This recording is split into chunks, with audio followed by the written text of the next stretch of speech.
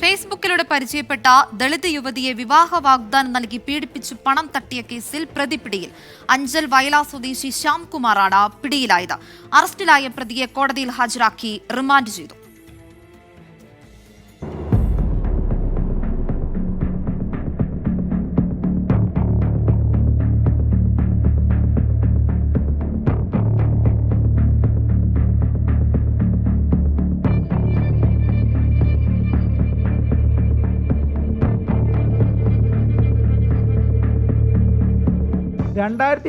ലാണ് ശ്യാംകുമാറും യുവതിയും ഫേസ്ബുക്കിലൂടെ പരിചയപ്പെടുന്നത്.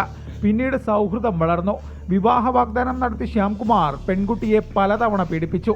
പെൺകുട്ടിയിൽ നിന്ന് പലപ്പോഴായി 6 ലക്ഷം രൂപയും കൈക്കലാക്കി. ഇതിനുശേഷം ഇയാൾ മറ്റൊരു പെൺകുട്ടിയെ വിവാഹം കഴിക്കുകയായിരുന്നു. ഇതോടെയാണ് അഞ്ചൽ സ്വദേശിനിയായ ദളിത് യുവതി പീഡനത്തിനിരയായെന്ന് കാണിച്ച് പോലീസിൽ പരാതി നൽകുന്നത്. ഇതിനിടയിൽ കേസ് ഒത്തുതീർപ്പാക്കാൻ ശ്രമം നടന്നെങ്കിലും യുവതി വഴങ്ങിയില്ല.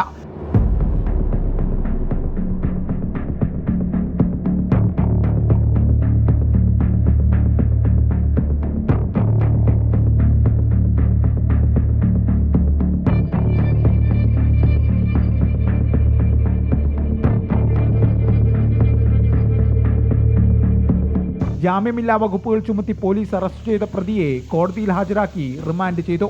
24 കൊട്ടാരക്കര. ലോകത്തെവിടെയായാലും ഏത് സമയത്തും 24 വാർത്തകളും ഓഗ്മെന്റഡ് റിയാലിറ്റി പാക്കേജുകളും എക്സ്പ്ലെയിനറുകളും വിശദമായി കാണാൻ ഞങ്ങളുടെ യൂട്യൂബ് ചാനൽ നിങ്ങൾക്ക് സബ്സ്ക്രൈബ് ചെയ്യാം.